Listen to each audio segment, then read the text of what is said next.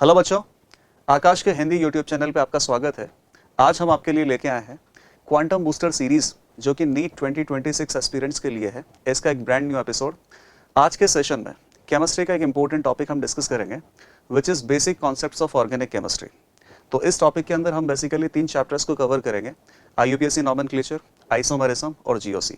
इन तीनों चैप्टर्स के कुछ बहुत इंपॉर्टेंट क्वेश्चंस हम डिस्कस करेंगे, जो कि जेईई मेन एग्जाम के प्रीवियसली सेशंस में पूछे गए हैं। तो स्टार्ट करते हैं सेशन को, and this is your question number 1। A sample of 0.125 gram of organic compound when analyzed by Dumas method yields 22.7 milliliter of nitrogen gas collected over KOH solution at 280 Kelvin and 759 millimeter Hg pressure। तो ये पहला सवाल ही आपको पता चल गया होगा। जो basic concepts of organic chemistry इस नाम से क्लास 11th में चैप्टर है आपके पास, उसके सबसे लास्ट में क्वालिटेटिव एनालिसिस, क्वांटिटेटिव एनालिसिस के टॉपिक है। तो ये डूमास मेथड आपने क्वांटिटेटिव एनालिसिस में देखा होगा, और जेईई मेन में इस टॉपिक से सबसे ज्यादा सवाल पूछे जाते हैं। एक तो जेल्डाल मेथड और एक डूमास मेथड। तो डूमास मेथड का एकदम स्टैंडर्ड क्वेश्चन हमारे पास है। ऑर्गेनिक कंपाउंड को डूमास मेथड में जब हम एनालिसिस करते हैं, तो यहाँ से ऑर्गेनिक कंपाउंड को कॉपर ऑक्साइड के साथ हीट करते हैं, जिससे ऑर्गेनिक कंपाउंड में प्रेजेंट नाइट्रोजन गैस में कन्वर्ट हो जाता है। और जो नाइट्रोजन गैस यहाँ पे इवॉल्व होता है, दैट इज 22.7 मिलीलीटर, और इसका टेम्परेचर और प्रेशर हमें दे रखा है। The percentage of nitrogen present in organic compound. तो इस डेटा से हमें ये बताना है कि ऑर्गेनिक कंपाउंड में कितना वेट परसेंटेज नाइट्रोजन है। तो ये कैसे लिख सकते हैं? Wait percentage of nitrogen in organic compound. पहले शॉर्ट में मैं इसको लिख देता हूं कि ऑर्गेनिक कंपाउंड में नाइट्रोजन का कितना वेट होगा डिवाइडेड बाय ऑर्गेनिक कंपाउंड का कितना वेट होगा मल्टीप्लाइड बाय 100। तो ये तो हमें दिख ही रहा है कि ऑर्गेनिक कंपाउंड का वेट हमें दे रखा है। हमें बस इस गिवन इंफॉर्मेशन से ये बताना है कि ऑर्गेनिक कंपाउंड में नाइट्रोजन का वेट कितना है। ओके, तो जो आपके पास ऑर्गेनिक कंपाउंड है, इसका जो भी रिएक्शन किया गया, फाइनली हुआ क्या, इसके अंदर प्रेजेंट सारा नाइट्रोजन किस में कन्वर्ट हो गया? नाइट्रोजन गैस में। और ये नाइट्रोजन गैस का प्रेशर, वॉल्यूम, टेम्परेचर हमें दे रखा है। तो किसी भी गैस का अगर प्रेशर, वॉल्यूम, टेम्परेचर हमें दे रखा है, तो उस गैस के नंबर ऑफ मोल हम पता कर सकते हैं आइडियल गैस इक्वेशन से।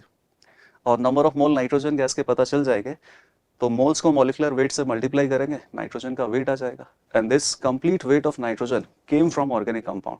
तो सीधा वेट ऑफ नाइट्रोजन को यहाँ पे सब्स्टिट्यूट करने की जरूरत है, और हमें नाइट्रोजन का वेट परसेंटेज मिल जाएगा। तो PV equal to NRT apply कर देते हैं। Moles of nitrogen gas is equal to PV by RT। अब यहाँ पे सही से आप पुट करना नाइट्रोजन गैस का प्रेशर।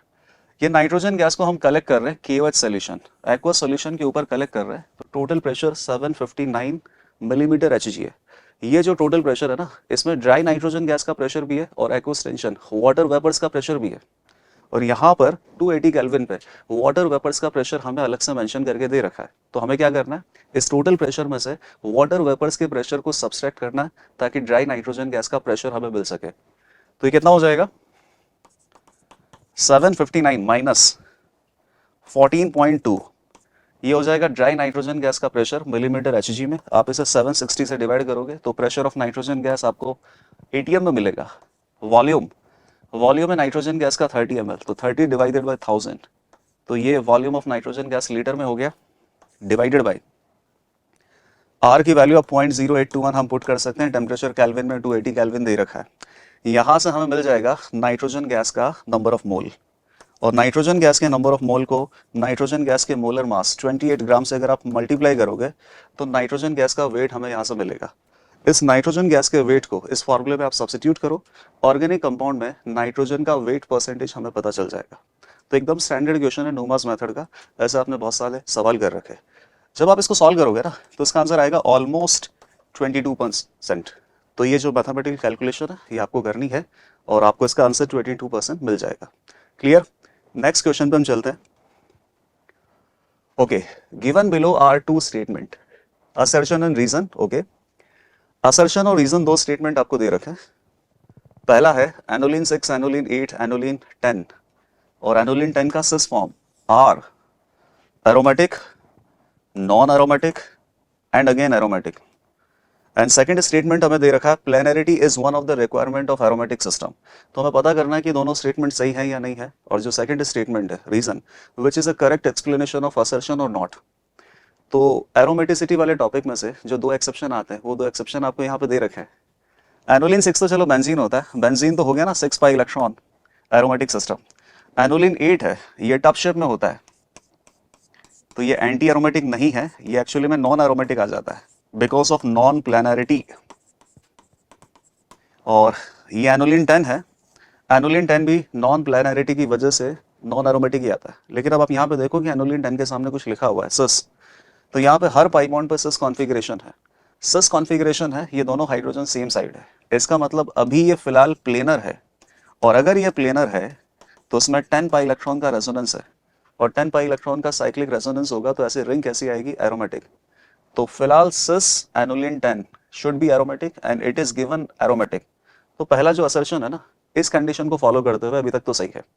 लेकिन अगर यहाँ पे केवल ऐसा लिखा होता ना एनोलिन 10, तो एनोलिन 10 तो नॉन एरोमेटिक होता है, क्योंकि एनोलिन 10 में ये जो हाइड्रोजन एटम्स है इनमें स्टेरिक रिपल्शन की वजह से, ये पाई बॉन्ड यहाँ पे है, यहाँ पे ये हाइड्रोजन एटम, ये हाइड्रोजन एटम, इनमें बहुत ज़्यादा स्टेरिक रिपल्शन होता है। इस स्टेरिक रिपल्शन की वजह से ये दोनों हाइड्रोजन एटम जब एक दूसरे से दूर जाएंगे तो यहाँ बीच वाले पार्ट से ये रिंग नॉन प्लेनर हो जाएगा। जैसे नॉन प्लेनर होगा यहाँ पे कॉन्जुगेशन फिनिश, और फिर सीधा आंसर आएगा नॉन एरोमेटिक। तो नॉर्मली ये नॉन एरोमेटिक होना चाहिए, बट अभी फिलहाल आपको बोला गया that is it is cis annulene 10 and it should be planar, therefore it is aromatic. Assertion is very correct. Reason देखते हैं, planarity is one of the requirement of aromatic system, एकदम करेक्ट है। जो भी साइक्लिक सिस्टम है that should be planar, that should be conjugated, तभी जाके वो एरोमेटिक या नॉन एरोमेटिक हो सकता है। अगर वो प्लेनर सिस्टम नहीं है तो वहाँ कॉन्जुगेशन भी नहीं होगा, और उस केस में जो साइक्लिक सिस्टम है वो नॉन एरोमेटिक सीधा आ जाएगा। तो असर्शन और रीजन दोनों सही है, and reason is also correct explanation.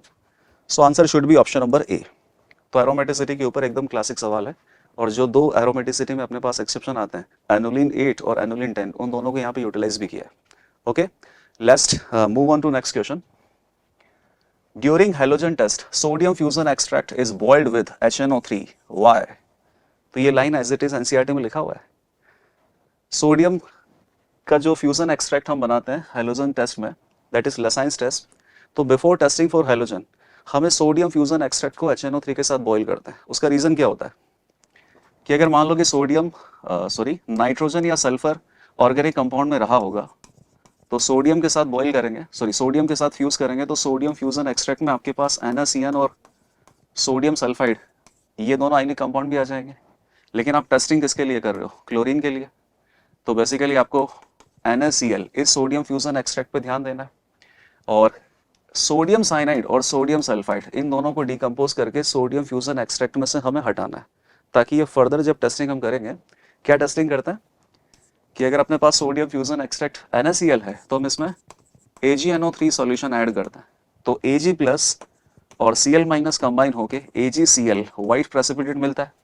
और अगर यहाँ व्हाइट प्रेसिपिटेट हमें मिलेगा तो हम सोचेंगे कि यहाँ सोडियम फ्यूजन एक्सट्रैक्ट में NaCl या Cl माइनस आयंस थे, ये Cl माइनस आयंस कहाँ से आए, ऑर्गेनिक कंपाउंड से, तो हमें कंफर्म होगा कि ऑर्गेनिक कंपाउंड में क्लोरीन एटम था।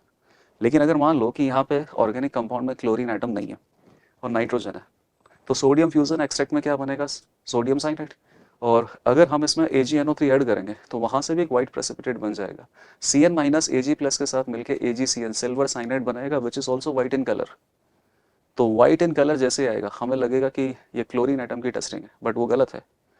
तो हेलोजन एटम की टेस्टिंग से पहले जो सोडियम फ्यूजन एक्सट्रैक्ट है, अगर उसमें सोडियम साइनाइड या सोडियम सल्फाइड बना हुआ है तो उसको हमें डिकम्पोज करने के लिए कंसनट्रेटेड HNO3 के साथ बॉईल करना पड़ता है। और ये क्या करेगा, NaCN या सोडियम सल्फाइड कंसनट्रेटेड HNO3 के साथ जब सोडियम फ्यूजन एक्सट्रैक्ट को बॉईल करेंगे तो cyanide ion plus H plus HCN बनेगा, और इधर sulphide ion plus H plus H2S बनेगा, और H2S भी गैस है, HCN भी गैस है। तो साइनाइड आयन या sulphide ion sodium fusion extract में से वॉलेटाइल मैटर बन के उड़ जाएंगे, और बाकी क्या बचा, NaNO3। तो करेक्ट ऑप्शन अपने पास हो जाएगा सेकंड ऑप्शन। हेलोजन की टेस्टिंग से पहले सोडियम फ्यूजन एक्सट्रैक्ट को कंसंट्रेटेड HNO3 से बॉईल करते हैं, why, because to decompose cyanide और sulphide present of sodium. So option number B is correct. Okay. Now next question. The number of moles of copper oxide, cupric oxide, that will be utilized in Dumas method for estimating nitrogen in a sample of 57.5 gram of NN dimethyl aminopentane. Okay. तो NN dimethyl amino pentane है। डूमास method में हम इसकी reaction copper oxide के साथ ही करते हैं। इससे क्या होता है, ऑर्गेनिक कंपाउंड का सारा नाइट्रोजन ऑक्सीडाइज होकर नाइट्रोजन गैस बन जाता है। तो आपको इस रिएक्शन को लिखना है और पता करना है कि कॉपर ऑक्साइड का कितना मोल्स यहाँ पर रिक्वायर्ड होगा। तो इसकी इक्वेशन हम लिख लेते हैं। NN dimethyl amino pentane, pentane is 5 carbon, NN dimethyl amino pentane, कहीं पे आप अमीनो फंक्शनल ग्रुप लगा दो, डाइमिथाइल CH3 इसका मॉलिक्यूलर फॉर्मूला आप कैलकुलेट करोगे सारे हाइड्रोजन लगा के, तो ये मिलेगा C7H17N और ये आपको दे रखा 57.5 ग्राम। ओके, कॉपर ऑक्साइड के कितने मोल रिक्वायर्ड होंगे, तो पहले बैलेंस्ड केमिकल रिएक्शन हम यहाँ पे लिखवाते हैं। तो C7H17N plus copper oxide, carbon will be oxidise to CO2, hydrogen will be oxidise to H2O, nitrogen gas बन जाएगा और कॉपर 2+ से रिड्यूस होकर 0 तक चला जाएगा। बैलेंस करें इसको, तो पहले तो नाइट्रोजन एटम बैलेंस हो गए, 7 CO2, 17/2 H2O, oxygen atom balance करने बस बाकी है। कार्बन हाइड्रोजन बैलेंस हमने कर दिया है। ऑक्सीजन एटम कितना मिलेगा यहां से, 14 + 17/2, so it is 18 + 17, 28 + 17 divided by 2 which is 45/2 number of oxygen atoms। तो यहाँ पे भी 45/2 आप मल्टीप्लाई कर दोगे तो 45/2 number of oxygen atoms should be balanced, और यहाँ पे 45/2 कॉपर से मल्टीप्लाई कर देंगे तो कॉपर एटम्स भी यहाँ पे बैलेंस हो जाएंगे।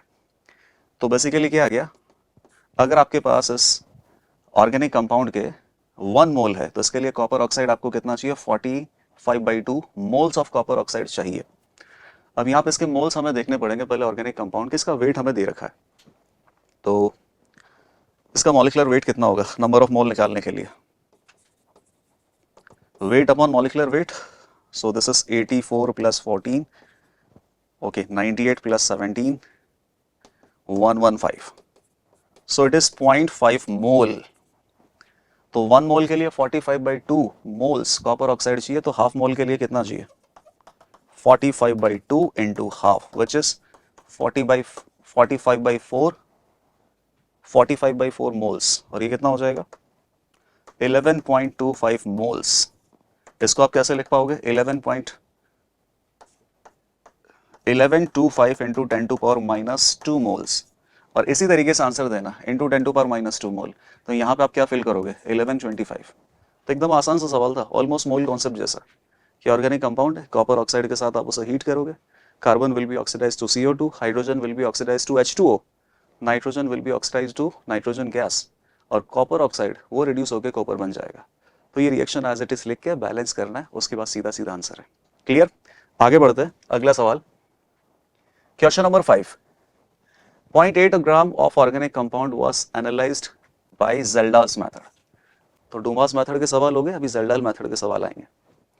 For the estimation of nitrogen, okay, if the percentage of nitrogen in the compound is 42%। अच्छा, ऑर्गेनिक कंपाउंड के अंदर नाइट्रोजन का वेट परसेंटेज डायरेक्ट ही दे रखा है, wait percentage of nitrogen is 42%। Organic compound का वेट है 0.8 ग्राम, तो 0.8 ग्राम का 48% नाइट्रोजन है, रेस्ट 60% और कुछ हो सकता है, सॉरी 42% नाइट्रोजन है। Then how much volume of 1 molar H2SO4 would have been neutralised by the ammonia evolved. तो क्या होता है, ज़ेल्डाल मेथड में ऑर्गेनिक कंपाउंड की रिएक्शन किसी पर्टिकुलर सेट ऑफ रिएजेंट्स हम करवाते हैं, और ऐसा करने से ऑर्गेनिक कंपाउंड के नाइट्रोजन एटम कंप्लीटली अमोनिया में कन्वर्ट हो जाते हैं, और अमोनिया बेस है, और ये अमोनिया यहाँ पे कितना रिलीज होता है इसको एस्टिमेट करने के लिए इसका टाइट्रेशन हम एसिड के साथ करवाते हैं। तो एसिड बेस्ड टाइट्रेशन से आपको बता दिया जाता है कि अमोनिया कितना रिलीज होगा। तो हम यहाँ पे गेस करें अमोनिया कितना रिलीज होगा, और उस अमोनिया के रेस्पेक्ट में H2SO4 सॉल्यूशन का वॉल्यूम क्या रिक्वायर्ड होगा ये हमें पता करना है। ओके, तो ऑर्गेनिक कंपाउंड जिसका वेट है 0.8 ग्राम, इसका 42% नाइट्रोजन है, तो ये हो जाएगा 0.336 gram nitrogen. Okay, so this is nitrogen, this is ammonia. तो नाइट्रोजन के मोल और अमोनिया के मोल इक्वल होने चाहिए, क्योंकि अमोनिया के अंदर भी एक ही नाइट्रोजन एटम है। नाइट्रोजन एटम के मोल्स कितने होंगे, नाइट्रोजन एटम का weight divided by gram atomic mass, तो ये कितना हो जाएगा almost 0.024 moles should be moles of ammonia, और अमोनिया को न्यूट्रलाइज किया जा रहा है H2SO4 से। तो एसिड बेस न्यूट्रलाइजेशन में अगर ये दोनों एट इक्विवेलेंस पॉइंट दोनों कंज्यूम हो जाएंगे, एट इक्विवेलेंस पॉइंट एसिड के number of equivalent should be equal to base के नंबर ऑफ इक्विवेलेंट, और नंबर ऑफ इक्विवेलेंट होते हैं number of moles multiplied by n factor. Ammonia का एन फैक्टर 1 है, ये एक H प्लस खा सकता है, okay H2SO4 2 H plus donate कर सकता है, तो उसका एन फैक्टर 2 है। तो equivalents of ammonia should be equal to equivalents of H2SO4, ये हम सॉल्व करेंगे। तो अमोनिया के मोल है 0.024 मोल, अमोनिया का एन फैक्टर हो गया 1, अमोनिया के नंबर ऑफ इक्विवेलेंट्स हो गए, H2SO4 का एन फैक्टर है 2 मल्टीप्लाइड बाई H2SO4 के मोल्स होंगे। लेट अस अज्यूम कि H2SO4 सॉल्यूशन का VML आपने लिया, VML नहीं V लीटर, तो molarity into volume that is solute के मोल, तो H2SO4 के मोल हो जाएंगे मोलारिटी इनटू वॉल्यूम, तो V into 1। So this is the moles of H2SO4, तो V इज इक्वल टू कितना आ जाएगा 0.012 लीटर विच इज 12 ml, अगर मिलीलीटर में अपन निकालेंगे, जो कि मिलीलीटर में आपको फाइनली फिर निकालना ही है। तो आपको पता चल गया कि अगर ये डेटा करेक्ट दे रखा है तो ऑर्गेनिक कंपाउंड के अंदर से जितना भी नाइट्रोजन गैस अमोनिया में कन्वर्ट होगा, उस अमोनिया को न्यूट्रलाइज करने के लिए H2SO4 सॉल्यूशन का 12 मिलीलीटर वॉल्यूम कंज्यूम हो जाएगा। तो इस क्वेश्चन का आंसर हो जाएगा 12। तो ज़ेल्डाल मेथड का एकदम आसान सा सवाल था। इस टाइप के क्वेश्चंस की प्रैक्टिस आपको करनी है, ये हमेशा रिपीट होते हैं, आगे भी रिपीट होते ही रहेंगे। Next question, okay, nitrogen can be estimated by Kjeldahl's method for which of the following compound. Again very standard question, इसके बारे में एक लाइन एनसीईआरटी में लिखा हुआ है कि ऑर्गेनिक कंपाउंड में अगर नाइट्रोजन एटम किसी पर्टिकुलर सिचुएशन में प्रेजेंट है तो ऐसे ऑर्गेनिक कंपाउंड का ज़ेल्डाल मेथड के थ्रू नाइट्रोजन एस्टिमेशन नहीं किया जा सकता। तो कहाँ से नहीं किया जा सकता? अगर ऑर्गेनिक कंपाउंड नाइट्रो ग्रुप में प्रेजेंट है, एजो फंक्शनल ग्रुप में प्रेजेंट है, या फिर रिंग के अंदर प्रेजेंट है जैसे कि पाइरिडीन में होता है। तो एजो फंक्शनल ग्रुप में नाइट्रोजन है, रिंग के अंदर नाइट्रोजन है, नाइट्रोजन नाइट्रो फंक्शनल ग्रुप के अंदर है, इन तीनों कंपाउंड का यूज ज़ेल्डाल मेथड में नहीं हो सकता है। लेकिन यहाँ पर नाइट्रोजन ना तो रिंग में है, ना एजो फंक्शनल ग्रुप में है, ना नाइट्रो फंक्शनल ग्रुप में है, तो option number B will be correct answer. This compound can be used for the estimation of nitrogen in Kjeldahl's method. Okay, next question, question number 7, which of the following is a false statement? Again qualitative analysis और quantitative analysis के जो methods है, जैसे ज़ेल्डाल डूमास method, कैरियस method, ये सब quantitative analysis वाले method है। तो इनके बारे में कुछ स्टेटमेंट दे रखे हैं, आइडेंटिफाई करना है कि कौन सा करेक्ट हो सकता है। Carius method is used for estimation of nitrogen in organic compound, गलत आंसर है, पहला ही हो गया अपने पास फॉल्स। कैरियस मेथड में आप किसका एस्टिमेशन करते हो? क्लोरीन का, ब्रोमीन का, आयोडीन का, सल्फर का, फास्फोरस का, इन सब का। Phosphoric acid produced on oxidation of phosphorus present in organic compound is precipitated as Mg2P2O7. Yes, phosphorus के estimation में organic compound के phosphorus को Mg2P2O7 के रूप में ही precipitate करते हैं, सल्फर को बेरियम सल्फेट के रूप में precipitate करते हैं, Cl को AgCl precipitate बनाते हैं, Br को AgBr precipitate बनाते हैं, I को AgI precipitate बनाते हैं। तो सेकेंड स्टेटमेंट करेक्ट है। Kjeldahl method is used for estimation of nitrogen, yes ये भी करेक्ट है। Carius tube is used in the estimation of sulfur in an organic compound, ये भी correct है। तो only incorrect option is option number 1, therefore it is your answer. Okay, move on to the next question. Among the following compounds, geometrical isomerism is exhibited by। तो अब isomerism के सवाल आ रहे हैं, और सबसे स्टैंडर्ड सवाल यहाँ पे हो सकता है GI से कि 4 कंपाउंड बना के दिए जाएं और पता किया जाए कि कौन सा कंपाउंड है जो कि ज्योमेट्रिकल आइसोमेरिज्म एग्जिबिट करता है। तो उसकी कंडीशंस आपको पता ही है। जैसे अल्कीन्स ज्योमेट्रिकल आइसोमेरिज्म एग्जिबिट करती है, अल्कीन्स में carbon carbon double bond provides restricted rotation, और दूसरी कंडीशन क्या होती है? डबल बॉन्ड के दोनों कार्बन आइटम पे दो ग्रुप अलग होने चाहिए, इधर वाले दोनों डिफरेंट होने चाहिए, इधर भी दोनों डिफरेंट होना चाहिए। अगर ऐसा है तो डबल बॉन्ड के अबाउट 2 ज्योमेट्रिकल आइसोमर बन सकते हैं सिस और ट्रांस। ऐसा कहाँ पे है? तो आप अगर इसमें देखोगे तो ऑप्शन नंबर 4 में आपको नजर आएगा ये कार्बन डबल बॉन्ड कार्बन पे GI शो होगा। किस तरीके से? ये कार्बन पे दोनों ग्रुप अलग है, हाइड्रोजन और क्लोरीन, और डबल बॉन्ड के इस कार्बन पे ये वाला ग्रुप और ये वाला ग्रुप दोनों अलग है, तो डबल बॉन्ड पे GI शो होगा, सिस ट्रांस आइसोमेरिज्म यहाँ पे आएगा। ऐसी सिचुएशन बाकी के ऑप्शंस में आपको नहीं मिलेगी। So the correct option is option number 4। Okay, next question, which of the following organic compound possesses most acidic hydrogen atom. General organic chemistry में से दो क्वेश्चन सबसे ज्यादा आपको मिलेंगे, एक तो एसिडिक स्ट्रेंथ से रिलेटेड और एक कार्बोकेटाइन की स्टेबिलिटी से रिलेटेड। तो अगर आपने अभी तक ये दोनों टॉपिक रिवाइज नहीं किया ना तो वापस अच्छे से रिवाइज कर लेना। एसिडिक स्ट्रेंथ कैसे कंपेयर करता है, एसिड में से एक H प्लस हटाओगे, H प्लस हटाओगे तो एक नेगेटिव आयन बचेगा, उस नेगेटिव आयन को बोलते हैं कॉन्जुगेट बेस। कॉन्जुगेट बेस जितना ज्यादा स्टेबल होता है एसिड उतना ही ज्यादा एसिडिक होता है। तो यहाँ पे आपके पास चार कंपाउंड दे रखे हैं, आपको बताना है कि मोस्ट एसिडिक हाइड्रोजन एटम का है। तो conjugate base which is what, an anion. जितना ज्यादा स्टेबल होगा एसिडिक स्ट्रेंथ उतना ही ज्यादा होगा। और कॉन्जुगेट बेस एक एनाइन है ना, तो एनाइन को कौन स्टेबलाइज करता है, इलेक्ट्रॉन विड्रॉइंग ग्रुप, जैसे कि माइनसम इफेक्ट। ओके, तो 1 2 3 4 अगर आप यहाँ पे देखोगे तो फोर्थ ऑप्शन में आपको ये दिख रहा है, अगर आप इस H प्लस को हटाते हो तो यहाँ कार्बन पे नेगेटिव बनेगा, और ये नेगेटिव तीन तीन एस्टर ग्रुप के माइनसम से स्टेबलाइज्ड है, 3 माइनसम ग्रुप्स। ये नेगेटिव चार्ज C डबल बॉन्डों के साथ रेजोनेंस करके 3 टाइम्स ऑक्सीजन एटम पे डीलोकलाइज होगा। Therefore this A9 is the most stable A9.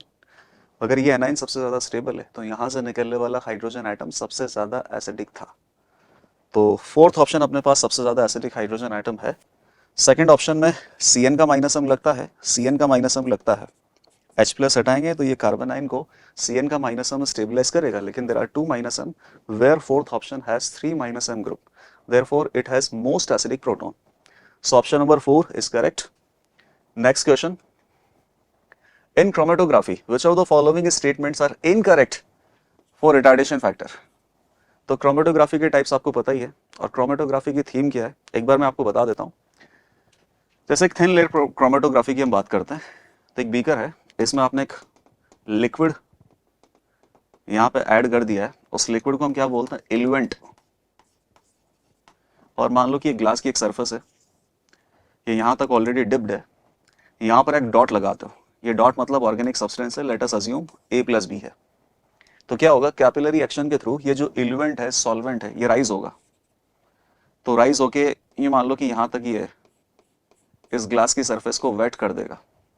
Okay, और ये जो सब्सटेंस अपने पास A प्लस बी का ये जो डॉट लगा रखा है, A प्लस बी अपनी एड्जॉर्प्शन कैपेबिलिटी के अनुसार इस ग्लास की सरफेस पे जो एक स्टेशनरी फेस लगा हुआ है उसके ऊपर चिपके हुए रहेंगे, और जो उस स्टेशनरी फेस पे कम एड्जॉर्ब होना चाहता है और इल्यूएंट में ज्यादा डिसॉल्व होना चाहता है, तो वो इल्यूएंट में डिसॉल्व होके ऊपर चढ़ जाएगा, सॉल्वेंट में डिसॉल्व होके ऊपर चढ़ जाएगा। तो जैसे मान लो कि A तो यहां तक पहुंच पाया और B यहां तक पहुंच पाया, और यहां तक कौन पहुंच पाया, सॉल्वेंट तो सबसे ऊपर चढ़ेगा ही चढ़ेगा। तो A ने जो डिस्टेंस कवर किया वो x है, और सॉल्वेंट ने जो डिस्टेंस कवर किया वो y है। तो retardation factor for A should be distance covered by A divided by distance covered by solvent x by y। अब बताइए A और B कौन सा सॉल्वेंट के साथ डिसॉल्व होके ज्यादा ऊपर तक चढ़ जाएगा, जो स्टेशनरी फेस पे कम एड्जॉर्ब होता हो, क्योंकि जो ज्यादा एड्जॉर्ब होता है वो तो चिपक के रहेगा, लेकिन जो कम एड्जॉर्ब होगा वो सॉल्वेंट के साथ डिसॉल्व होकर ज्यादा ऊपर चढ़ जाएगा। क्लियर है, ये अपने पास क्रोमेटोग्राफी का कॉन्सेप्ट है।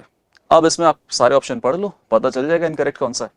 The value of RF can not be more than 1, yes, क्योंकि सॉल्वेंट हमेशा इसमें ज्यादा डिस्टेंस कवर करेगा, और सॉल्यूट या A और B जिसको आप बोल रहे हो ये कम डिस्टेंस कवर करेंगे। तो less divided by more, retardation factor is always less than 1। Higher RF value means higher adsorption, गलत है। अगर ये हायर RF वैल्यू है इसका मतलब ये जो सॉल्यूट है A, ये ज्यादा डिस्टेंस कवर करता है। ज्यादा डिस्टेंस कब कवर करेगा, जब ये सॉल्वेंट में डिसॉल्व होकर ऊपर चढ़ जाएगा, इसका मतलब ये स्टेशनरी फेस पे कम एड्जॉर्ब हो रहा है। तो higher retardation factor that means less adsorption. So this second option is incorrect and it is your answer. Third और फोर्थ ऑप्शन भी पढ़ लेते हैं। Retardation factor value is dependent on mobile phase, बिल्कुल सही बात है। कोई सब्सटेंस किसी सॉल्वेंट में ज्यादा डिसॉल्व होना चाहता है, किसी दूसरे सॉल्वेंट में कम डिसॉल्व होना चाहता है। जैसे कॉन्सेप्ट आता है ना, like dissolves like. Polar substances में ज्यादा डिसॉल्व होते हैं, non polar substances non polar solvents में ज्यादा डिसॉल्व होते हैं। और last, retardation factor value depends on type of chromatogram, ये भी ठीक बात है, पेपर क्रोमेटोग्राफी है या थिन लेयर क्रोमेटोग्राफी है। सो option number 2 will be incorrect and that is your answer. तो क्रोमेटोग्राफी एकदम इंपॉर्टेंट टॉपिक है, इसमें रिटार्डेशन फैक्टर से रिलेटेड बहुत सारे सवाल पूछे गए और इंटरेस्टिंग बात यह है कि रिटार्डेशन फैक्टर के जो सवाल है बड़े आसान होते हैं, तो ईजिली आपको 4 नंबर देके जाएंगे। Next question number 11, increasing order of the pKb value of the following compound. तो पीकेबी मतलब आपको बेसिक स्ट्रेंथ कंपेयर करना है। अगर बेसिक स्ट्रेंथ का ऑर्डर ऐसे डिक्रीजिंग है तो पीकेबी वैल्यूज कैसा हो जाएगा, इंक्रीजिंग। तो पहले आप बस देख लो कि बेसिक स्ट्रेंथ का क्या ऑर्डर है। बेस क्या होता है, anything that can donate electron pair is a base. Lewis base इसी को बोलते हैं। जो आसानी से इलेक्ट्रॉन डोनेट कर सकता है वो अच्छा बेस है, और आसानी से जो इलेक्ट्रॉन डोनेट कर सकता है कौन कर सकता है, जिसके खुद के पास इलेक्ट्रॉन डेंसिटी ज्यादा हो। बेस या H+, बेस अपना इलेक्ट्रॉन H+ को देता है तभी वो बेस कहलाता है। और अगर इसके पास खुद के पास इलेक्ट्रॉन डेंसिटी ज्यादा होगी, बताइए इसके खुद के पास इलेक्ट्रॉन डेंसिटी ज्यादा कब हो सकती है, जब आप इससे एक इलेक्ट्रॉन डोनेटिंग ग्रुप जोड़ दो। तो इलेक्ट्रॉन डोनेटिंग ग्रुप इस बी एटम के ऊपर इलेक्ट्रॉन डेंसिटी बढ़ाएगा, और इलेक्ट्रॉन डेंसिटी बढ़ाएगा तो उसके पास इलेक्ट्रॉन बढ़ जाएंगे, उतना इजीली H+ को इलेक्ट्रॉन दे पाएगा। Therefore basic strength will increase. तो सारे कंपाउंड ऑलमोस्ट सेम शेप में दे रखे हैं। नाइट्रोजन के पास लॉन पेयर होता है, यही लॉन पेयर ही H+ को देता है और यही से ये बेस बनता है। फ्लोरीन का लगेगा माइनस आई इफेक्ट, OCS3 का प्लस M, CS3 का प्लस HC और NO2 का माइनस M इफेक्ट। तो electron donating group basic strength को इंक्रीज करेंगे। तो सबसे अच्छा इलेक्ट्रॉन डोनेटिंग ग्रुप कहाँ है, सेकंड नंबर में, ओके। और इससे कम इलेक्ट्रॉन डोनेटिंग ग्रुप कहाँ है, फोर्थ नंबर पे। फिर यहाँ पे इलेक्ट्रॉन विड्रॉइंग ग्रुप है, electron withdrawing group basic strength को डिक्रीज करेंगे। ज्यादा इलेक्ट्रॉन विड्रॉइंग ग्रुप है माइनस M इफेक्ट, वो बेसिक स्ट्रेंथ को ज्यादा डिक्रीज कर देगा। तो थर्ड वाला सबसे कम बेसिक आएगा, इससे ज्यादा बेसिक आ जाएगा फर्स्ट। तो 2 4 1 3 ये हो जाएगा अपने पास बेसिक स्ट्रेंथ का ऑर्डर। तो इसका जस्ट ऑपोजिट ऑर्डर हो जाएगा पीकेबी का, पीकेबी वैल्यूज। अब ये कौन सा ऑप्शन है, 2 4 BD, BD A और C, BDAC, ऐसा तो कोई ऑप्शन नहीं है। एक बार वापस से चेक कर लेते हैं। इसका प्लस M लग रहा है, CS3 का प्लस HC, 2 और 4 ज़्यादा बेसिक होंगे 1 और 3 के कंपैरिजन में। ज़्यादा बेसिक 1 आएगा क्योंकि फोर्थ में माइनस M है और माइनस M से बेसिक स्ट्रेंथ कम हो जाएगी। तो अपने पास बेसिक स्ट्रेंथ का ये करेक्ट ऑर्डर है और इसका जस्ट ऑपोजिट ऑर्डर हो जाएगा पीकेबी वैल्यूज़ का। यहाँ पर थोड़ा प्रिंटिंग मिस्टेक हो सकता है, तो आप ये जो ऑर्डर मैंने यहाँ पे लिखा है इसको करेक्ट कंसिडर करना, okay. Now next option, next question, this is question number 12। 29.5 milligram of organic compound containing nitrogen was digested accordingly and it is absorbed into 20 ml of 0.1 molar HCl solution। ये थोड़ा सा statement यहाँ पे incorrect लिखा हुआ है, ये जेल्डाल method की बात कर रहा है, जेल्डाल्स मेथड। जेल्डाल्स मेथड में क्या करते हैं, ऑर्गेनिक कंपाउंड को कंसंट्रेटेड H2SO4 के साथ हीट करते हैं। इससे ऑर्गेनिक कंपाउंड के अंदर प्रेजेंट नाइट्रोजन अमोनियम आयन तक चेंज हो जाता है, फिर उसमें dilute basic medium dilute NaOH के साथ उसको ट्रीट करते हैं, तो वो अमोनियम आयंस अमोनिया में कन्वर्ट हो जाता है और इस तरीके से नाइट्रोजन को अमोनिया में कन्वर्ट कर दिया जाता है। तो यहाँ पे जो अमोनिया रिलीज होगा दैट रिक्वायर्स और that is absorbed into 20 ml of 0.1 molar HCl solution, okay. तो अमोनिया जो रिलीज होगा ऑर्गेनिक कंपाउंड से, इसको इन्होंने 20 ml 0.1 मोलर HCl सॉल्यूशन के साथ रिएक्शन करवाया। अभी HCl एसिड है, अमोनिया बेस है, तो एसिड और बेस में पहले तो टाइट्रेशन होगा। अब अगला स्टेटमेंट देखिए, the excess of acid requires 15 ml of 0.1 molar sodium hydroxide solution for the complete neutralisation. इसका मतलब है कि अभी ये HCl जो दे रखा ना, ये कंप्लीटली न्यूट्रलाइज नहीं हुआ अमोनिया से, थोड़ा बहुत एसिड बच गया है और उस एसिड को कंप्लीटली न्यूट्रलाइज करने के लिए सेकंड स्टेप में सोडियम हाइड्रोक्साइड का सॉल्यूशन यूज करना पड़ा है। तो इस सारी इंफॉर्मेशन से हमें पता करना है कि ऑर्गेनिक कंपाउंड में नाइट्रोजन का वेट परसेंटेज क्या था। चलो पता कर देते हैं। HCl हमें कितना दे रखा है, एक मिनट, HCl दे रखा है 20 मिलीलीटर और 0.1 molar, molarity into volume 20 into 0.1 2 millimole, okay. Ammonia इसका कितना कंज्यूम करेगा पता नहीं, HCl बेसिकली ज्यादा हो गया है और जो एक्सेस ऑफ HCl है इसको न्यूट्रलाइज करने के लिए सोडियम हाइड्रोक्साइड यूटिलाइज कर रहे हैं, ओके। तो सोडियम हाइड्रोक्साइड कितना यूटिलाइज हो रहा है, 15 मिलीलीटर सॉल्यूशन ऑफ 0.1 मोलारिटी, तो molarity into volume 1.5 millimole sodium hydroxide is used. तो यहाँ इससे हम निकालेंगे कितना सोडियम हाइड्रोक्साइड के लिए कितना HCl यूज हुआ है। हालांकि ये रिएक्शन बैलेंस होगी NaCl प्लस H2O, तो इसके लिए एक के लिए इसका एक ही चाहिए। तो 1.5 millimole sodium hydroxide 1.5 millimole HCl को कंज्यूम करेगा। टोटल HCl आपको कितना दे रखा है, 2 मिलीमोल, तो 1.5 मिलीमोल अगर सोडियम हाइड्रोक्साइड न्यूट्रलाइज करेगा तो अमोनिया के न्यूट्रलाइज करने के लिए कितना है, 0.5 मिलीमोल HCl अमोनिया न्यूट्रलाइज करेगा। ये रिएक्शन भी बैलेंस है, तो इसके सामने 1, इसके सामने 1। 0.5 मिलीमोल HCl को न्यूट्रलाइज करने के लिए 0.5 मिलीमोल अमोनिया की रिक्वायरमेंट होगी, ये हमें पता चल गया। तो ऑर्गेनिक कंपाउंड से क्या मिलेगा, 0.5 millimole ammonia.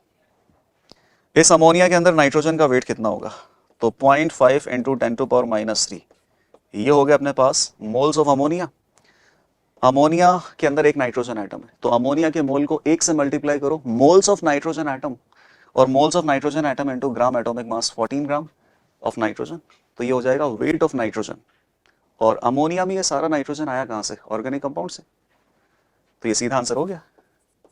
Wait percentage of nitrogen in organic compound, it is equal to weight of nitrogen divided by weight of organic compound into 100। weight of organic compound आप पुट कर देना 29.5 into 10⁻³ ग्राम, milligram में दे रखा है, और नाइट्रोजन आइटम का wait आप put कर देना 0.5 into 10⁻³ मल्टीप्लाइड बाई 14 ग्राम। तो जैसे ही आप इसे सॉल्व करोगे ना, आपको पता चलेगा कि नाइट्रोजन का जो वेट परसेंटेज है, ये कैलकुलेशन आप ही को करनी है, 23.7 करीब आ जाएगी। तो ये भी जेल्डाल मेथड का एकदम स्टैंडर्ड सवाल है। आज जो ये सेशन में हम डिस्कस कर रहे हैं, इसी में जेल्डाल मेथड के 2 सवाल हमने डिस्कस कर लिए। तो Kjeldahl and Dumas method both are very important, इनसे आपको अपने सेशन में, जेईई मेन के सेशन में क्वेश्चन देखने को मिलेगा। Next question, question number 13, increasing order of stability of resonating structure. Resonating structures हमें दे रखी है, इनमें से ज्यादा स्टेबल रेजोनेटिंग स्ट्रक्चर कौन सा है, लेस स्टेबल रेजोनेटिंग स्ट्रक्चर कौन सा है। तो स्टेबिलिटी ऑफ रेजोनेटिंग स्ट्रक्चर, ये टॉपिक हम जीओसी में पढ़ते हैं। सबसे पहले रेजोनेटिंग स्ट्रक्चर की स्टेबिलिटी के लिए कौन सा रूल अप्लाई करते हैं, ऐसी रेजोनेटिंग स्ट्रक्चर जिसमें पाई बॉन्ड ज्यादा है वो ज्यादा स्टेबल होती है। फिर सेकंड नंबर पे, अगर पाई बॉन्ड इक्वल है रेजोनेटिंग स्ट्रक्चर्स में, तो अनचार्ज्ड रेजोनेटिंग स्ट्रक्चर ज्यादा स्टेबल होती है चार्ज से। तो यहां देखेंगे पाई बॉन्ड किसमें, ये CHO को आप एक्सपेंड कर लेना बेटा, तो एक पाई बॉन्ड आपको यहाँ पे भी दिखाई देगा। इसमें कितने पाई बॉन्ड है, 2 पाई बॉन्ड। अगेन यहाँ भी कितना है, 2। यहाँ पे कितना है, 3 पाई बॉन्ड, 2 ये दिख रहे हैं और एक CHO के अंदर है। और यहाँ पे कितने पाई बॉन्ड है, 2 पाई बॉन्ड।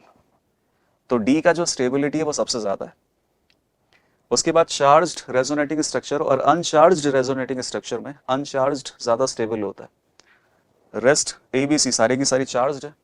अगर चार्ज आ ही रहा है एटम्स के ऊपर, तो लेस इलेक्ट्रोनेगेटिव एटम के ऊपर पॉजिटिव चार्ज आए, मोर इलेक्ट्रोनेगेटिव एटम के ऊपर नेगेटिव चार्ज आए, उससे स्टेबिलिटी का ऑर्डर पता कर पाओगे। तो O पे पॉजिटिव, ये तो होना ही नहीं चाहिए, लीस्ट स्टेबल है। और यहाँ पे क्या है, carbon positive carbon negative, carbon positive carbon negative. अच्छा, जब सिमिलर एटम पे सिमिलर टाइप का चार्ज होता है, तो चार्जेस के बीच में डिस्टेंस डिसाइड करता है कि रेजोनेटिंग स्ट्रक्चर क्या होगा। अट्रैक्टिव चार्जेस पास में होने चाहिए, रिपल्सिव चार्जेस दूर होने चाहिए स्टेबिलिटी के लिए। यहाँ तो पॉजिटिव नेगेटिव एकदम सेम डिस्टेंस पे, तो आप इसमें थोड़ा सा एक एक्स्ट्रा फैक्टर यूज करना। अच्छा, नेगेटिव मतलब क्या होता है, इलेक्ट्रॉन पेयर, और यहाँ नाइट्रोजन पे भी क्या है, इलेक्ट्रॉन पेयर, एक लॉन पेयर होता है। तो लॉन पेयर रिपल्शन के चलते ये जो रेजोनेटिंग स्ट्रक्चर है वो थोड़ा सा लेस स्टेबल होगा और कंपैरेटिवली बी ज्यादा स्टेबल होगा। तो DBAC option number 2 will be correct. एकदम स्टैंडर्ड क्वेश्चन है रेजोनेटिंग स्ट्रक्चर की स्टेबिलिटी के लिए। आप रूल्स वापस से रिवाइज करना, क्वेश्चन को अटेम्प्ट करना, बहुत इजीली हो जाएगा। Okay, now next question, total number of chiral compounds from the following is. Total 5 compound का लिस्ट हमें दे रखा है और यहां से आपको पता करना है कायरल कंपाउंड। तो कायरल कंपाउंड कौन होता है, जिसमें POS और COS दोनों नहीं होता है, ऑप्टिकली एक्टिव कंपाउंड। तो इजीली आइडेंटिफाई कर लेंगे। फर्स्ट आप देखो, इधर फिनाइल रिंग है तो इधर तो हाइड्रोजन है ना, तो यहाँ पे तो POS नहीं होगा, COS भी नहीं है। इधर ऊपर COOH है, उधर नीचे वाली साइड COOH नहीं है। इक्वल ग्रुप अगर ऑपोजिट डायरेक्शन में मिलेंगे तब जाके सेंटर ऑफ सिमेट्री आएगी।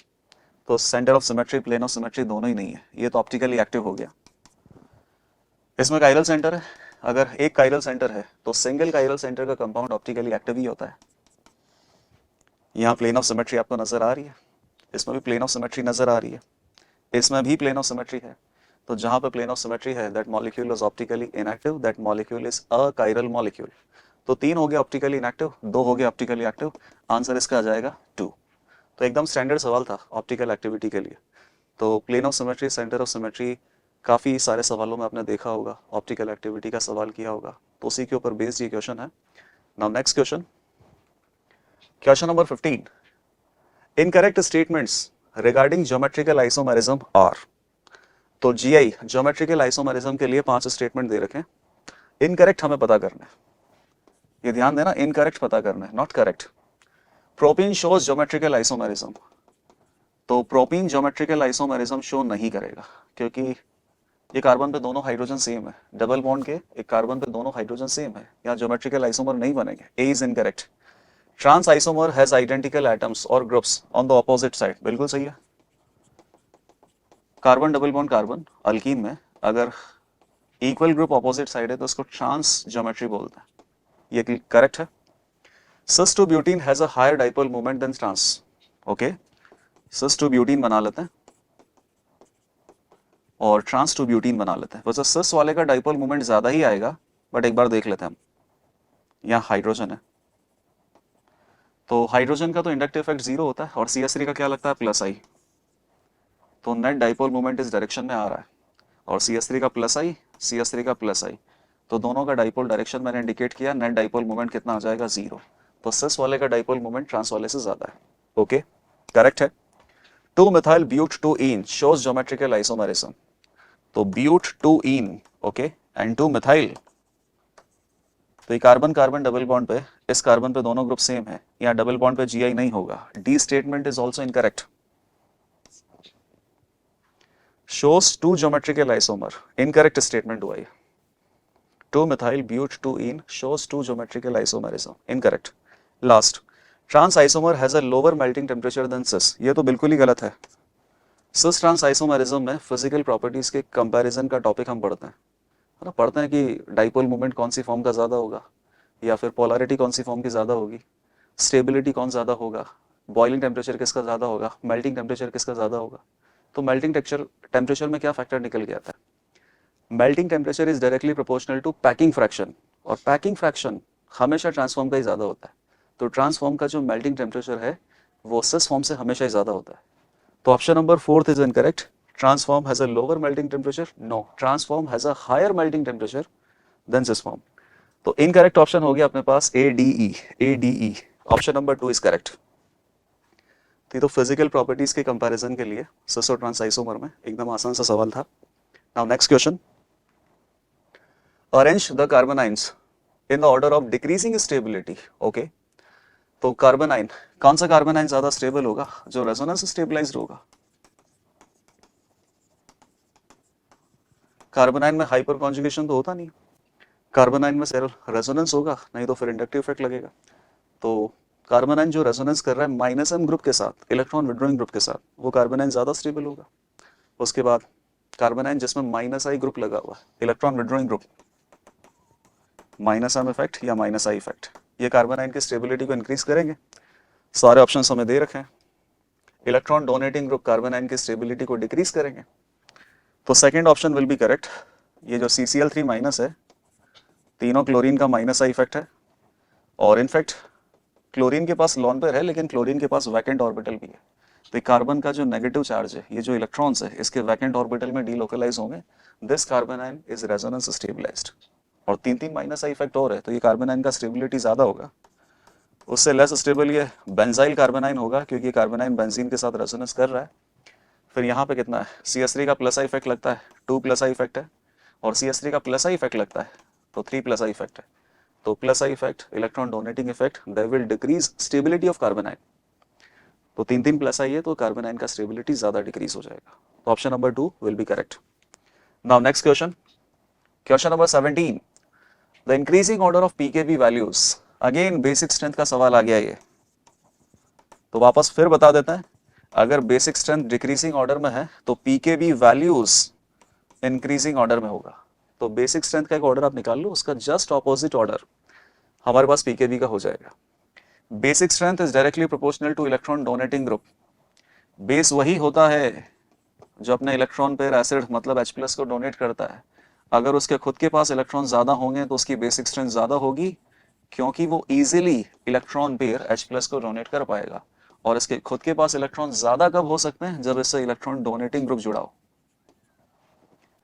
तो सभी में बेसिक स्ट्रक्चर तो सेम है ही सही। सेकेंडरी अमाइन आपको दे रखा है बेंजीन से कनेक्टेड।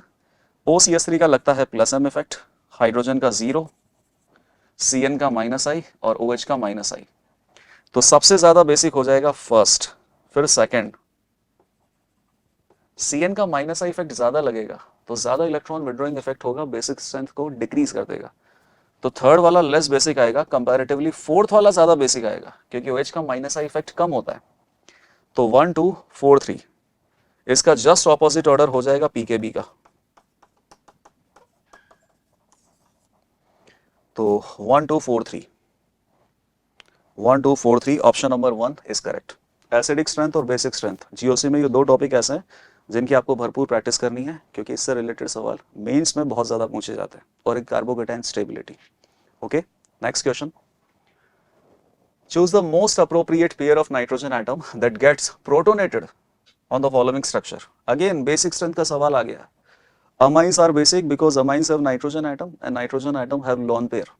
तो जिसके पास लोन पेयर है वो लोन पेयर डोनेट कर सकता है H+ को, इसीलिए तो बेस है। Amines are basic. तो यहाँ सभी कंपाउंड में दो दो नाइट्रोजन एटम दे रखे हैं। कौन सा नाइट्रोजन एटम अपना लोन पेयर H+ को इजीली डोनेट करेगा? तो बेसिकली ये भी बेसिक स्ट्रेंथ का ही सवाल हो गया। जो ज्यादा बेसिक होगा ना वहां के ऊपर H+ पहले अटैक करेगा। तो ये नाइट्रोजन का लोन पेयर है, lone pair gap and pi. ये लोन पेयर तो डीलोकलाइज्ड है और ये लोन पेयर लोकलाइज्ड है। लोकलाइज्ड लोन पेयर ज्यादा बेसिक होता है। सिमिलरली ये नाइट्रोजन का लोन पेयर लोकलाइज्ड है, रेजोनेंस नहीं है, ये भी लोकलाइज्ड है। और ये 2 डिग्री अमाइन है और ये 3 डिग्री अमाइन है।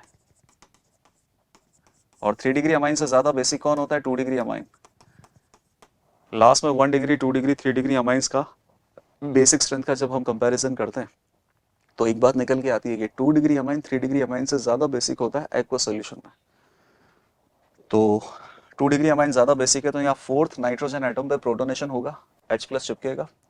और localised lone pair is more basic, तो फर्स्ट नाइट्रोजन एटम पे H+ चिपकेगा। 1 and 4 option number 3 is correct. Okay, now next question is question number 19, which is less basic than benzyl carbanion. Benzyl क्या होता है? Benzene के आगे ये जो sp3 कार्बन होता है ना, इसी को बेंजाइलिक कार्बन बोलते हैं। तो बेंजाइलिक कार्बन पे नेगेटिव लगा तो बेंजाइलिक कार्बोनाइन। इससे कम बेसिक कौन होगा? Less basic. ओके, तो बेस क्या होता है? Electron pair donor. इलेक्ट्रॉन कौन आसानी से डोनेट करेगा? जहां पे नेगेटिव चार्ज अनस्टेबल होगा। लेस स्टेबल एनायन मोर बेसिक होगा। कहीं पर अगर नेगेटिव चार्ज अनस्टेबल होगा तो वो अनस्टेबल है, फिर वो फटाफट क्या करेगा? अपने इलेक्ट्रॉन पेयर H+ को देगा, बेसिक स्ट्रेंथ उसकी ज्यादा आएगी। तो less stable anion is more basic. सवाल आपसे पूछा है कि इस कार्बोनाइन से कम बेसिक कौन होगा? तो कम बेसिक अगर होगा इसका मतलब वो मोर स्टेबल एनाइन होना चाहिए, ताकि पड़ा रहे, किसी को अपने इलेक्ट्रॉन ना दे। मोर स्टेबल एनाइन कौन होगा इस कार्बोनाइन से? तो ये कार्बोनाइन बेंजीन के साथ रेजोनेंस कर रहा है, तो ऑप्शन नंबर 2 3 4 में कार्बोनाइन बेंजीन के साथ रेजोनेंस कर रहा है। उसके अलावा ऑप्शन नंबर सेकंड को अगर हम देखें तो सेकंड में क्या लग रहा है? -M इफेक्ट NO2 का। तो ये कार्बोनाइन हो जाएगा stable, more stable due to -M effect.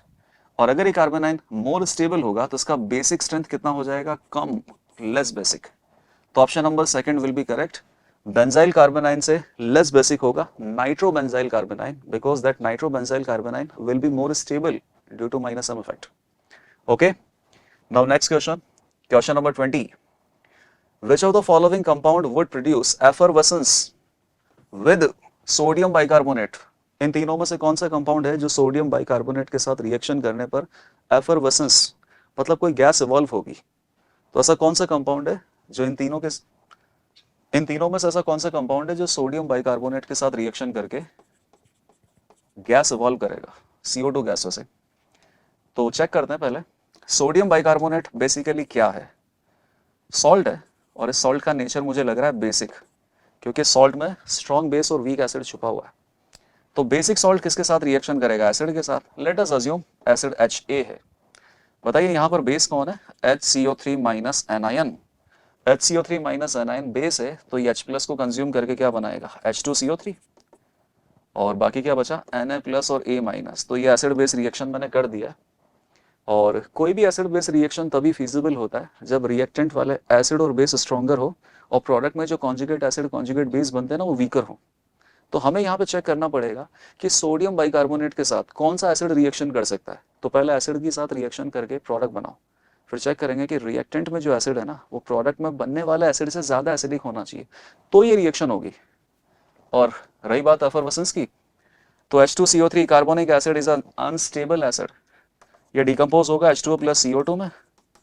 तो बेसिकली अगर ये रिएक्शन होगी तो CO2 गैस का एफरवेसेंस नजर आएगा। ये रिएक्शन कब हो सकती है?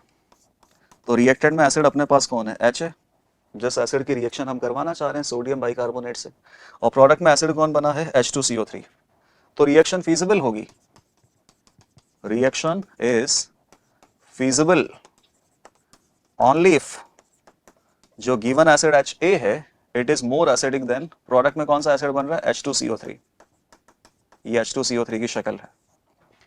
तो H2CO3 कार्बोनिक एसिड से जो ज्यादा एसिडिक होगा वो सोडियम बाइकार्बोनेट के साथ रिएक्शन कर लेगा, और इस रिएक्शन में CO2 गैस का एफरवेसेंस नजर आएगा। तो H2CO3 से ज्यादा एसिडिक सल्फोनिक एसिड डेफिनेटली होगा। स्क्वायरिक एसिड, H2CO3 में कार्बोक्सिलिक एसिड है, और ये OH का प्लसम इफेक्ट लग रहा है, तो इसके अंदर जो कार्बोक्सिलिक एसिड है उसका प्लसम इफेक्ट की वजह से एसिडिक स्ट्रेंथ डाउन है। तो इससे ज्यादा एसिडिक कौन होगा?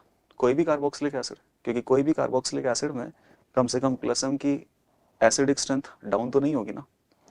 तो यहाँ पे एक रिजल्ट भी बनाते हैं, क्लास में बनाते हैं कि any acid which is carboxylic acid और more acidic than carboxylic acid gives positive test with sodium bicarbonate. तो कार्बोक्सिलिक एसिड से सल्फोनिक एसिड ज्यादा एसिडिक होता ही है, स्क्वायरिक एसिड ज्यादा एसिडिक होता है, पिक्रिक एसिड कार्बोक्सिलिक एसिड से बहुत ज्यादा एसिडिक होता है। तो यहाँ पे जो तीनों एसिड है वो कार्बोक्सिलिक एसिड से ज्यादा एसिडिक है, इसीलिए ये तीनों एसिड सोडियम बाइकार्बोनेट के साथ रिएक्शन करके और CO2 गैस का एफरवेसेंस प्रोवाइड करेंगे। तो ऑप्शन हो जाएगा ऑप्शन नंबर 4 करेक्ट। ये एक बहुत इंपॉर्टेंट क्वेश्चन है कि सोडियम बाइकार्बोनेट के साथ कौन रिएक्शन करेगा। तो इस रिजल्ट को आप याद रखना, any acid which is more acidic then H2CO3 gives effervescence of CO2 on reaction with sodium bicarbonate. Okay, next question. Okay, observe the compound and choose correct statement. अच्छा, ये कंपाउंड जो है ये बड़ा इंपॉर्टेंट कंपाउंड है, vitamin C, ascorbic acid बोलते हैं इसको। तो एस्कॉर्बिक एसिड के बारे में आपसे पूछा है, करेक्ट स्टेटमेंट कौन सा होगा? It has carboxylic acid, no, carboxylic acid COOH functional group तो कहीं पे भी नहीं है। इट इज एस्कॉर्बिक एसिड, यही करेक्ट आ गया, तो थर्ड और फोर्थ इनकरेक्ट होगा। HB is the least acidic, HA is the least acidic hydrogen atom. तो HA और HB के बारे में एसिडिक स्ट्रेंथ आपको पता करनी है। वैसे इस H प्लस को हटाएंगे, यहाँ A लिखा हुआ है, यहाँ B लिखा हुआ है, तो acidic strength is directly proportional to stability of conjugate base. H plus हटाओ, जो नेगेटिव आयन बनता है उसको कॉन्जुगेट बेस बोलते हैं, और ये नेगेटिव आयन जितना ज्यादा स्टेबल होगा एसिड उतना ही अच्छा एसिड था। तो H प्लस हटाया, नेगेटिव बनाया, H प्लस हटाया, नेगेटिव बनाया। ये नेगेटिव भी रेजोनेंस स्टेबलाइज्ड है और ये नेगेटिव भी रेजोनेंस स्टेबलाइज्ड है, जबकि यहाँ से H प्लस हटाओ और यहाँ से H प्लस हटाओ तो ये नेगेटिव तो रेजोनेंस स्टेबलाइज्ड है ही नहीं। तो लीस्ट एसिडिक A और B कैसे हो सकते हैं? इनका तो कॉन्जुगेट बेस ज्यादा स्टेबल है, और C और D वाले से जो कॉन्जुगेट बेस एनायन बनेगा वो लेस स्टेबल बनेगा। तो लीस्ट एसिडिक तो C और D में से एक होना चाहिए। चलो आप पता करना कि C और D में से लेस एसिडिक कौन होगा, लेकिन A और B तो लीस्ट एसिडिक नहीं होंगे, तो दोनों ऑप्शन इनकरेक्ट हैं। करेक्ट ऑप्शन हो जाएगा ऑप्शन नंबर 2। अगेन यहाँ पे एसिडिक स्ट्रेंथ का फंड आपको अप्लाई करना था। Okay, now next question, question number 22, which of the following carbocation is more stable. अच्छा, ये सवाल भी आ ही गया, कौन सा कार्बोकेटाइन ज्यादा स्टेबल होगा? वही जो रेजोनेंस कर रहा है, वही जो अच्छा रेजोनेंस कर रहा है। अच्छे रेजोनेंस का मतलब क्या होता है? कार्बोकेटाइन को किसके साथ रेजोनेंस करना पसंद होगा? इलेक्ट्रॉन डोनेटिंग ग्रुप कार्बोकेटाइन को स्टेबलाइज करेगा। इलेक्ट्रॉन डोनेटिंग ग्रुप मतलब प्लसम इफेक्ट। अगर कार्बोकेटाइन का प्लसम ग्रुप के साथ रेजोनेंस है तो वो कार्बोकेटाइन सबसे ज्यादा स्टेबल होगा। प्लसम ग्रुप नहीं है तो कम से कम कार्बोकेटाइन एरोमेटिक हो, और एरोमेटिक भी नहीं है तो कुछ नहीं, carbocation carbon carbon pi bond के साथ रेजोनेंस करे ज्यादा, तब भी ज्यादा स्टेबल आएगा। तो कार्बोकेटाइन OCH3, OCH3 का प्लसम ही लगता है, लेकिन पहले चेक कर लो कि OCH3 का प्लसम इफेक्ट इस कार्बोकेटाइन की स्टेबिलिटी के लिए लग रहा है कि नहीं लग रहा है। तो पॉजिटिव और ये गैप और इधर भी ये गैप, ये पॉजिटिव रेजोनेंस करके कभी भी OCH3 की तरफ नहीं जाएगा। इनफैक्ट OCH3 का यहाँ पर माइनस इफेक्ट लगेगा, कार्बोकेटाइन की स्टेबिलिटी डिक्रीज होगी। सबसे ज्यादा स्टेबल कार्बोकेटाइन आएगा थर्ड और फोर्थ में, क्योंकि यहाँ पर OCH3 का प्लसम कार्बोकेटाइन के लिए लग रहा है। Lone pair gap, pi gap, positive. और यहाँ पर भी OCH3 का प्लसम इफेक्ट लग रहा है, और कार्बोकेटाइन 2 पाई बॉन्ड के साथ एक्स्ट्रा रेजोनेंस और कर रहा है। तो फोर्थ कार्बोकेटाइन सबसे ज्यादा स्टेबल आएगा और फोर्थ से कम स्टेबल आएगा थर्ड। OCH3 का प्लसम लग रहा है और कार्बोकेटाइन एक अल्कीन के साथ रेजोनेंस और कर रहा है। Now next question, question number 23, propane molecule on chlorination, propane molecule on chlorination gives 2 dichloro product X and Y। तो मोनोक्लोरो नहीं, डाइक्लोरो प्रोडक्ट आपको बनाने, दो बनेंगे। Among X and Y, X is an optically active compound. Okay, how many trichloro product? ये dichloro है और ये ऑप्टिकली एक्टिव है, उस वाले को कंसीडर करना है। हाउ मेनी ट्राइक्लोरो प्रोडक्ट, एक बार और क्लोरीनेशन करवाना है। How many trichloro product only structural isomers will be considered, will be obtained from X when it is further treated with chlorine under photochemical condition।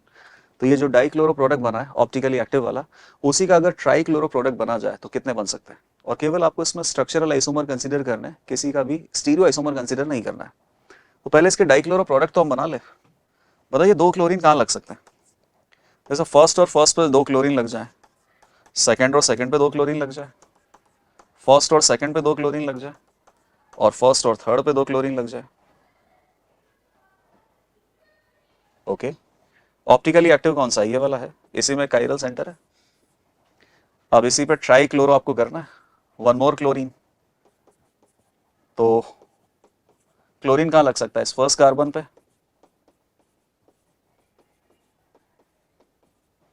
या इस second carbon पे या फिर इस थर्ड कार्बन पे। तो इस वाले डाई क्लोरो प्रोपेन पे अगर फर्दर क्लोरीनेशन करवा के ट्राई क्लोरो प्रोडक्ट बनाया जाए तो 1 2 3 तीन अलग अलग कार्बन आइटम पे क्लोरीन अटैच किया जा सकता है, 3 अलग अलग प्रोडक्ट मिल सकते हैं। तो अपने पास आंसर हो जाएगा 3।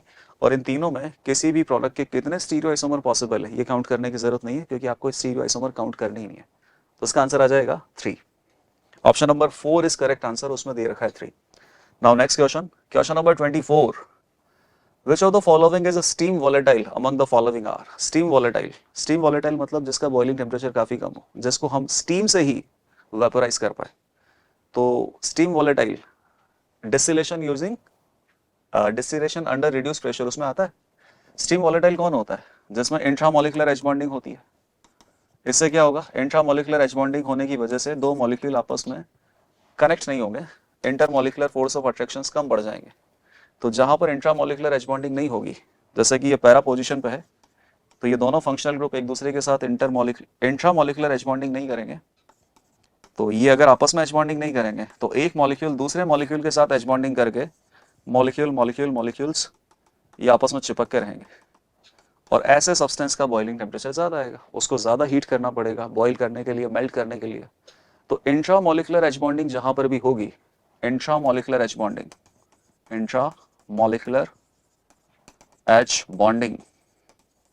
जहां पर भी होगी, वहां पर मेल्टिंग पॉइंट कम होगा, बॉइलिंग पॉइंट कम होगा, और वो स्टीम वॉलेटाइल होगा। तो यहाँ पर भी इंट्रामोलिकुलर एच बॉन्डिंग है, और यहाँ पर भी, जैसे कि नाइट्रोजन से कनेक्टेड हाइड्रोजन, हाइड्रोजन का डेल्टा पॉजिटिव और ऑक्सीजन का लोन पेयर, इनमें जो अट्रैक्शन होगा उसको इंट्रामोलिकुलर एच बॉन्डिंग बोलेंगे। तो ए और बी में इंट्रामोलिकुलर एच बॉन्डिंग होगी, इनके बॉइलिंग टेम्परेचर कम होंगे, ये स्टीम वॉलेटाइल होंगे। तो A and B, option number 4 is correct. Now question number 25। अच्छा, बेसिक ऑर्गेनिक केमिस्ट्री में ये लास्ट क्वेश्चन बनता ही था कि कम से कम एक क्वेश्चन हम IUPAC नॉमेनक्लेचर का भी डिस्कस करें। Okay, so this compound is and इसका IUPAC नॉमेनक्लेचर आपको बताना है। तो यहाँ पर हाइड्रोक्सी, अमीनो और एल्डिहाइड 3 फंक्शनल ग्रुप अपने को पास दे रखे हैं, तीनों डिफरेंट फंक्शनल ग्रुप है। तो जिस फंक्शनल ग्रुप की प्रायोरिटी ज़्यादा होगी उसको फंक्शनल ग्रुप कंसिडर करेंगे, बाकी सबको सब्स्टिट्यूएंट कंसिडर करेंगे। तो प्रायोरिटी ज़्यादा किसका होता है? एल्डिहाइड का। तो ये रहा फंक्शनल ग्रुप, और फंक्शनल ग्रुप इस बेंजीन रिंग से डायरेक्टली कनेक्टेड है, तो ये हो जाएगा अपने पास parent carbon chain. IUPAC name कैसे लिखते हैं? पेरेंट कार्बन चेन का नाम मिडिल में, लास्ट में फंक्शनल ग्रुप का नाम, और उसके पहले पेरेंट कार्बन चेन से जुड़े हुए सारे के सारे सब्सटेंट का नाम। तो पेरेंट कार्बन चेन तो बेंजीन हो गया, और फंक्शनल ग्रुप का नाम क्या होगा? CHO फंक्शनल ग्रुप का नाम एल होता है या कार्बल्डिहाइड होता है? तो यहाँ पे कार्बल्डिहाइड होगा, क्योंकि जो CHO फंक्शनल ग्रुप है ना, इसका carbon atom parent carbon chain में काउंट नहीं हो रहा है। तो चेन का नाम हो गया बेंजीन, फंक्शनल ग्रुप का नाम हो गया कार्बल्डिहाइड, और सारे सब्सटेंट का नाम, जैसे इस NH2 का नाम है amino, not amine. Amine as a functional group है, और अभी ये सब्सटेंट है, तो इसका एज अ सब्सटेंट इसका नाम क्या होगा? अमीनो। और ये हाइड्रोक्सी मिथाइल और NO2 तो चलो नाइट्रो होता ही है। फंक्शनल ग्रुप वाले कार्बन को नंबर 1 मिलेगा, ताकि फंक्शनल ग्रुप को मिनिमम नंबर मिले, और नंबरिंग इधर से करेंगे तो सब्सटेंट को मिनिमम नंबर मिलेगा, तो 2, 3, 4, 5 एंड 6। तो कंप्लीट नेम क्या हो जाएगा? 5 amino, 4 hydroxy methyl, 2 nitro, benzene 1 कार्बल्डिहाइड। और बेंजीन 1 कार्बल्डिहाइड को शॉर्ट में हम क्या बोल सकते हैं? बेंजेल्डिहाइड भी बोल सकते हैं। तो option number second will be correct, 5 amino, 4 hydroxy methyl, 2 nitrobenzaldehyde. Option number 2 is very correct. So this is your complete 25 questions based on basic concepts of organic chemistry. इस पूरे सेशन में हमने आइसोमेरिज्म के, GOC के और IUPAC nomenclature के कुछ important सवाल कवर करने की कोशिश की है। मैंने आपको इसमें इंपॉर्टेंट पॉइंट भी मार्क करवाए हैं, जैसे कि कार्बोकेटाइन का स्टेबिलिटी, एसिडिक स्ट्रेंथ वाला टॉपिक, और स्ट्रक्चरल आइसोमर में, हाँ, इसमें ज्योमेट्रिकल आइसोमर वाला टॉपिक ज़्यादा इंपॉर्टेंट रहता है। तो इन सभी टॉपिक्स को आप अच्छे से रिवाइज करें, ये सारे क्वेश्चंस आप अच्छे से अटेम्प्ट करें, एंड ऑल द बेस्ट।